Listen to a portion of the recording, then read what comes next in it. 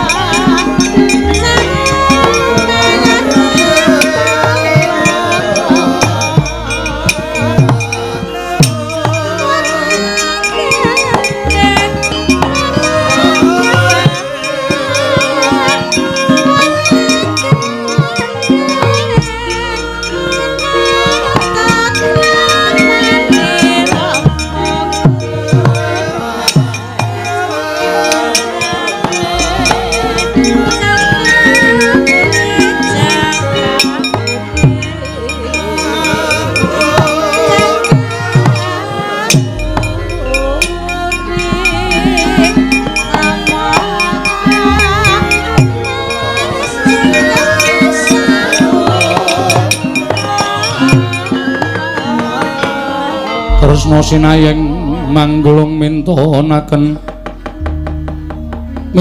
tiwi kramanira kang kumiteraning ngasta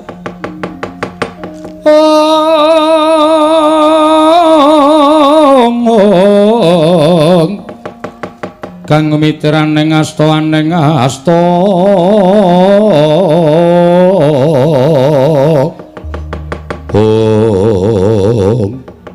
Yai, sewu-sewu kalapatanipun ingkang Raka Tadah Wadana. Ngantos kula mboten saged mambengi paring Koko Prabu anggenipun sampun duka yayah sinipi. Awit pokal gawinipun Petruk, satemah Petruk sak mangke kenging Kyai Nenggala kendhang kapracun dan kontal kaprapal. Yai kula nyuwun pamunten. Petruk sajaipun pancen ngiwi-iwi dhateng Ngraka ing Mandura. Petruk sajaipun ngiyas dhateng Ngraka ing Mandura. Wekasan Petruk kula tegakaken kula tamani Kyai Nenggala kontal kaprapal kendhang kapracondang.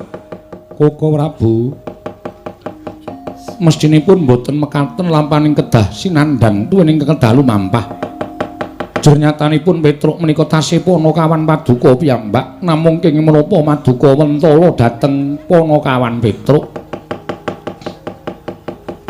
Menika mangke menawi ngantos Kyai Semar uninga dhateng lelampanipun Petruk tan murunga Kyai Semar badhe murina tan trimanipun Kyai Semar anutuh dhateng para Pandhawa Koko Prabu inggih kula ngertos. Mila samangke tumunten kula manggihaken margi ingkang prayogi. Margi ingkang prayogi kados pundi Yai? Gandeng ingkang damel kendhangipun Petruk menika Koko Prabu Mandura, mila kula ingkang minangka dados kadangipun Taruna. Kula sagah ngupaya dhateng Petruk. Menawi ngaten ngaturaken panuwun ingkang tanpa pepindhan namung kemala wonten reruba bebananipun.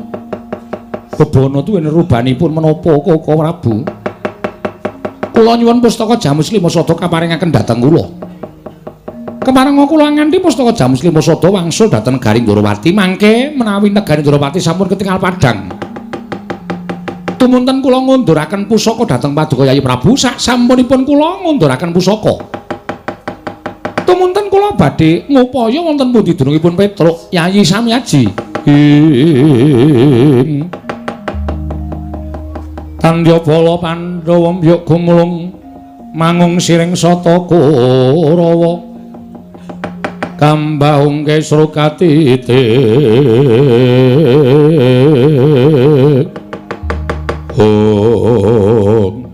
Koko Prabu menapa ing Paduka dawuhaken menika menapa kepara saestu Yayi mboten wonten jamak limanipun kula wantun matur ujar lelamisan menapa ing kula aturaken menika kandhas dumugi ing batos Koko Prabu Mandura ing dados paseksen mangke menawi kula sampun saged maluyakaken negaring Ndorowati tumunten kula ngunduraken pusaka sartanipun kula ngupaya dhateng Petruk Koko Prabu menawi tetula mekaten kula namung jumurung ndederek Paduka Kanjeng Koko Prabu pustaka kula aturi nampi monggo Koko Prabu kula aturi nampi Koko Prabu Sih Kresna apa aku ora dikeparengake bali marang Mandura Koko Prabu kinarya tanggal jawabipun ingkang rayi Paduka lenggah rumiyin wonten negari Ngamarta mangke menawi kula sampun ngunduraken pusaka lan manggihaken Petruk tumuli Paduka kula kanthi kandha dhateng negari Mandura ngono inggih ya aku mengkari manut lenggah prayogi rumiyin kula tak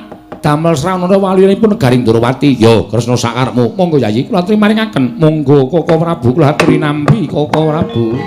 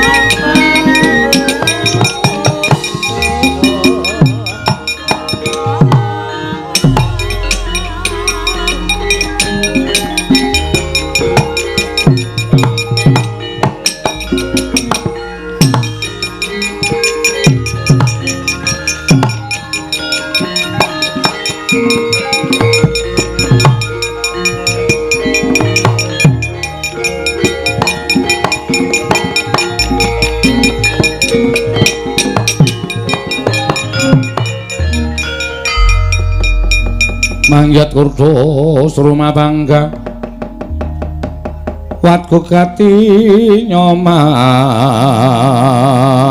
wukyat iro wang wang om Setyaki wonten timbalan lah kok ora yo adat sabene pendak-pendak pun Kakang Prapta negara ing Ngamarta mesti nampa panembrama ingkang gawe bungah penggalipun Kakang. Ning kok ora kaya sagedakan iki lah kok dadi padha pating celinguk. Ora Kudara ora kuwawa mandeng lawan pun Kakang Arjuna malah ndungkluk. Yai Samyaji sajake rengu pasuryane Koko Prabu Mandura. Nggih. Eneng wonten menapa Prabu? Sik. Kok kowe tambuh ki yo? Lagi wae sira Yai Prabu Ndorowati kuwi mungkur saka negara Ngamarta. Jarene negara Ndorowati ketapan pegebluk bisane waluya nirmala temajati ana tinumbaran pustaka jamus miang jimat lima soto nganti tak rewangi aku padu karo Petruk gelut karo Petruk tak tamani Kyai Nenggala kendang kaprasondang terus ya yari mboyong pustaka jamus lima soto lah kok iki bali meneh nang kene iki piye Setyaki wonten timbalan cetha saiki wonten menapa ana Surya kembar mboten ketingal kowe sing ora tanggap Yayaji, kula nuwun sewu. Nyuwun pangapunten menawi kula mboten munjuk atur ngersa paduka Yai Samiyaji Werkudara. Sing gedhe pangapuramu ya Dimas yen pun Kakang ora paring pangandikan kelawan Siadi. Ya mung sawise pun Kakang prapta ana ing kene pun Kakang kepengin sak pejagong kelawan Janaka. Arjuna wonten paring adhawu. Yen perangan ingkang padha lenggah ning kene ora tak percaya nanging Siadi ingkang pun Kakang pitaya angungkap marang lelakon iki. Parambaduka Kanjeng Koko Prabayo sawangan pun Kakang. Aja nganggo netra batin, lahir nanging nggunakno netra batin. Sawangan nata Ndrawati. Yayi, apa to sababipun Kakang percaya kelawan Siadi merga ing endi ana Janaka ing ngono ana Kresna. Loro-loro ning atunggal ing ora bakal bisa dipisahake. Upama kembang karo sarine, upama geni karo urupe. Arjuna sawangan to. Nganggo permana jati ingkang mboyong pustaka Jamus Lima Sada ki pun Kakang apa dudu Janaka? Aduh Koko Prabu ketiwasan.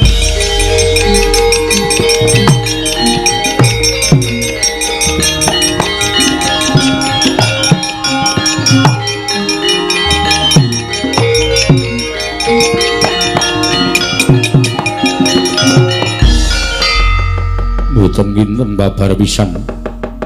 Bilih negari Ngamarta kedatengan mengsah ingkang membo Koko Prabu. Telik Mangindrajala ingkang dusta pustaka Jamus Miang Jimat kelima Sada Koko Prabu kula nyuwun pengayoman. Werkudara, nggih. Dudu saping pun Kakang nang ngaturi adimu panengah ing Madukara Si Janaka. Ingkang ngandhakake ingkang mboyong pustaka Jamus Lima Sada kuwi dudu pun Kakang Koko Prabu Pandura. Nggih. Ingkang mboyong pustaka Jamus Lima Sada sanes ingkang rayi ora. Wah, la iki mau sapa? Monggo persis banget karo Yai Prabu Ndrawati. Sak solah bawane wae ora beda. Nganti pun Kakang percaya nderekake marang menungsa mau Prabu Negara Ngamarta. Kaya aja gawe-gawe Kresna. Mboten Koko Prabu nyatanipun kados mekaten. Yayaji, kula nyuwun pangapunten paduka sampun salah anggenipun maringaken pustaka Jamus Lima Sada dhateng panjalmaning mengsah ingkang membo ingkang Raka Indrawati Yayi Samiyaji.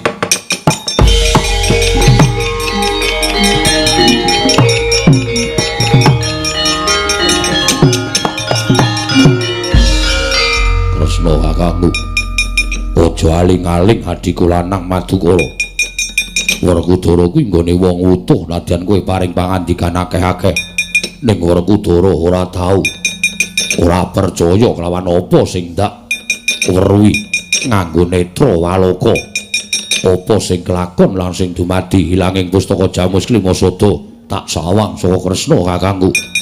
Baline ya saka kowe. Ora iso mbalekke pustaka Jamus Lima Sada. Aja ngaku kowe dulur tuane para Pandhawa.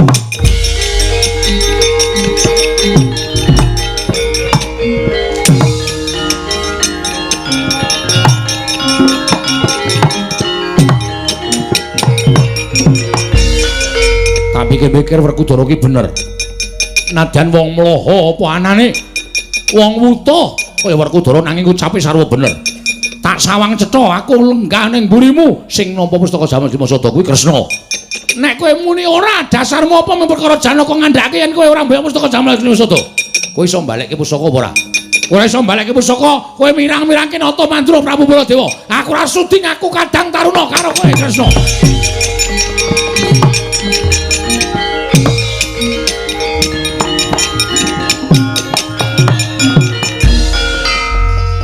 Setyaki wonten timbalan. Kowe arep ngunek-unekke aku ora? Mboten. Ayo to, mumpung aku lagi dadi wong luput, dadi wong salah. Mboten Koko Prabu. Koko Prabu kula nyuwun pangapunten. Arjuna kula wonten timbalan. Kowe tak kandhani ya Yayi, besok meneh kuwi aja gampang percaya, merga kudu nggunakake netra batin. Inggih. Kakang Semar ki wong lantip, Kakang Semar ki wong tanggap. Ngerti yen to negara Ngamarta kuwi ana mendung ingkang bakal dadi udan. Tumuli utusan kalawan Petra supaya dadi pepayung lumantar pangandikaning Kyai Semar Badranaya ning wangune Pandhawa ora tanggap. Mendung wis dadi udan, wis dadi banjir ing nganempuh negara Ngamarta. Koko Prabu kula rumaos lepat. Mula Semar ki aja nduk sawang nganggo netra waloka. Semar guyu ki durung karuan bungah, Semar nangis ki durung karuan sedih. Mekaten Koko Prabu. Kepareng paduka kados pundi? Ayo sowan ing Karaka Dempel. Wonten menapa? Ngaturake saking kluputan lawan Kakang Semar lan njaluk pituduh. Kudu kepiye Pandhawa gone bakal ngupaya pustaka Jamus Lima Sada. Menawi tulung mekaten monggo kula dherekaken Setyaki wonten timbalan. Kowe tak tinggal ning kene dhisik ya Dimas. Kula mboten parengaken nderek ora. Mengko yen wis purna rampung darmaning Nata Ndrawati pun Kakang bakal bali marang Praja Ngamarta nganti lawan Siadi. Nggih, ngestaken dawuh. Nderekaken sugeng tindak paduka lan Kakang Mas Arjuna. Monggo Koko Prabu kula dherekaken. Ayo Arjuna, sewang-sewang laku arepun Kakang Prapteng Karang Kadempel. Suwawi kula dherekaken Koko Prabu.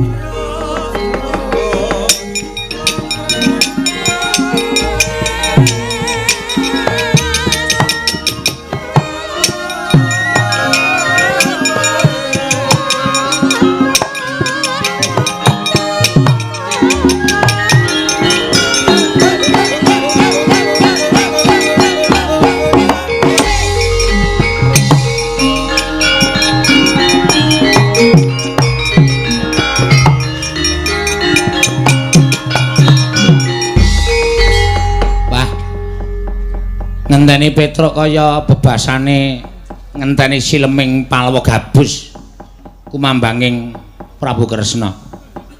Sela Kresna. Ya wis ora teka-teka mengko dikongkon bapak gek aku mau-mau arep melu ya ora ento. Petruk ngomong kene rasa melu reng awakmu ki sarwa cilik, tangane ceko, sikile becik. Ndak malah ngregoni-regoni lakuku. Ya wis nang omah. Karang ya wong nek sarwa kuciwa iki kadang kala sok disrawungi sok angel sing arep tak srawungi sok angel. Sing wigati ngaturake sembah nuwun tanpa pepindhan kagem para bapak-bapak panitia wonten ing dusun krajan Gebukan Mrigas mriki Kabupaten Semarang. Ingkang sampun kemareng nimbali dhateng gareng sak rombongan. Rombongan Wira Pradangga, rombongan Presinden. Kejawi saking menika ugi kula dipun keparengaken ambeta Tositem minangka dados cara ngingkanda dalu menika. Nah, suwun. Mboten wonten atur ingkang wajib kula aturaken kejawi mugi-mugi anggenipun ngawontenaken sedekah bumi merti dusun dalu menika tinampi dhateng ngersanipun Gusti Maha Nasa. Menapa ing dipun pikajengaken saged kasembatan ingkang dipun jangka saged dipun lulusaken dening panguwasaning Dat Kamurweng Dat pinanggya katentreman bagas kewarasan ayem tentrem rukun menapa ingin dipun gayuh saged kasembatan lan ugi pinaringana kesarasan ing sedayanipun menika saged kula aturaken. Jam 2:05 nek ana sing jam 2 pas ya sok-sok ana panjenengan. Jam kula menika kula blandhangaken gangsal menit. Sepatus mangke ketingalipun radi cepet anggenipun lumampah jam menika. Bareng saya bengi aku mau wis kuwatir ketoke kok kaya adem. Ning bareng tangi turu grigah nyekel banyu terus tak nggo raup ora pati adem. Kok iki kok saya adem. Saya kepenak hawane. Ya tetembangan sing kepenak ngaturke para lenggah. Ingin tasih keparang lenggah dalu menika matur sembah nuwun. Waduh lah ya biasane gara-gara ki wis kalonge akeh banget ning mbok menawa warga kerajaan kene isih padha antusias le padha mresani wayang. Bener ngendikane bapak-bapak panitia mau. Nek warga mriki menika remen kalian wayang klasik. Gojekanipun boten kathah-kathah, limbukanipun boten dangu-dangu, pokokipun lajeng mangke lampanipun dipun cethakaken. Siap.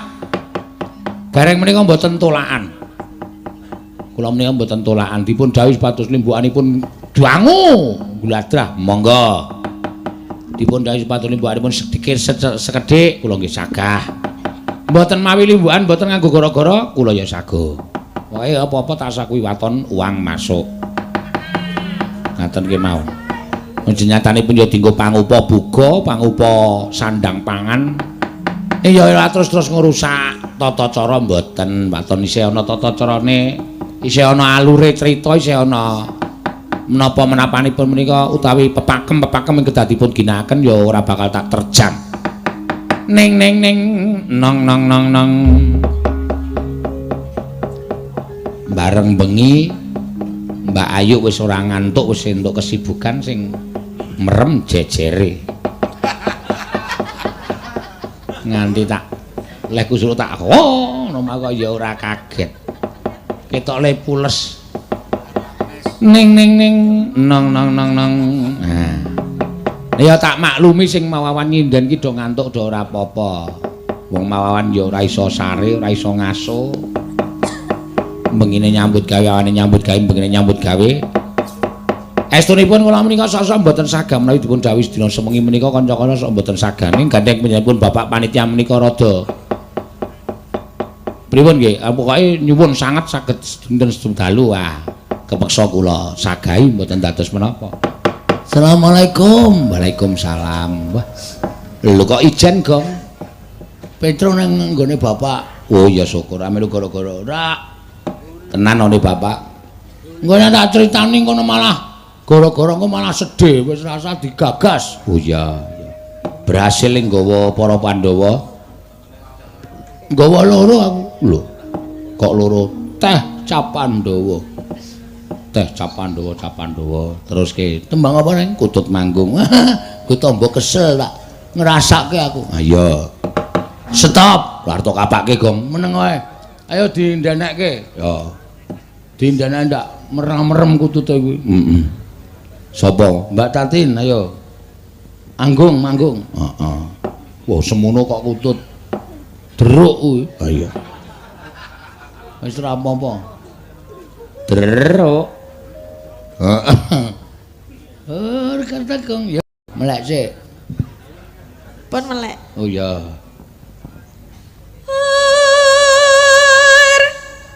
Kata Gong. Wah, jos iki. Gong. Wah, iki nek dikerek mbok petang desa krungu. Ya saking serone. Ngkutut semono iki gegeden ora. Ayo iki plangkringane kudu wesi. Nek mung glugu ambruk. Ayo. Jejere meneh. Ayo Mbak Cita. Ya. Manggung tok wae wis nggo ngesake bayar. Heeh.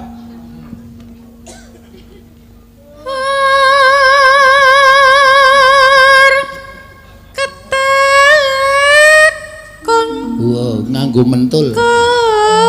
Oh. Oh ya isih sip iki. Heeh. Arkadagong. Penekanane nang kono kuwi. Ha iya coba. Ya jajare ya iki kutut Sulawesi iki iso muni ora iki. Engko gek ming maktrit ngono. Ya ora. Kutut kok maktrit itu to. Bestran rompret. Terus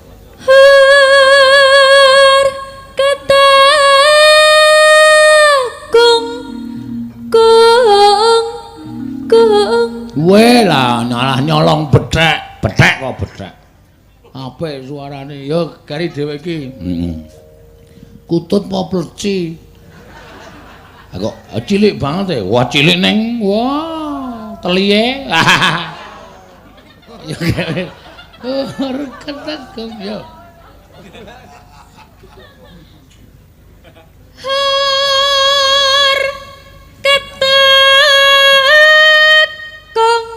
Oh. Kong. Lho. Kong. Wah, wis manggung kok kaya kentrongan.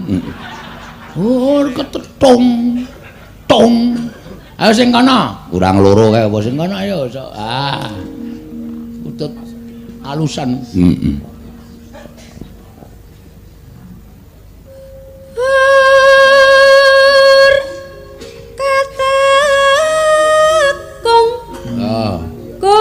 Wis sip banget iki dikodo siap dijokke nang adon. Ha iya, kurang siji sing pinggir dhewe kae mentok kudu kutut. Tandil lho, ayo padake kok yo. Yo. Anggepe nyosor kowe iki apa piye mentok.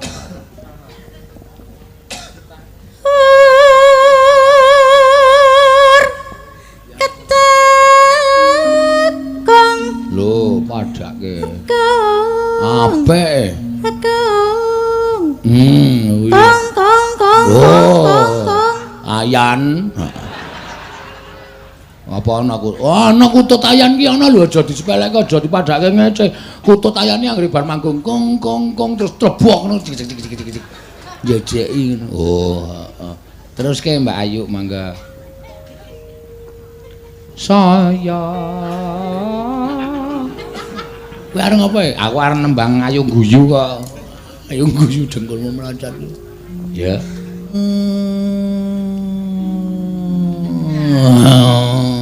Kaya diselip montor ya.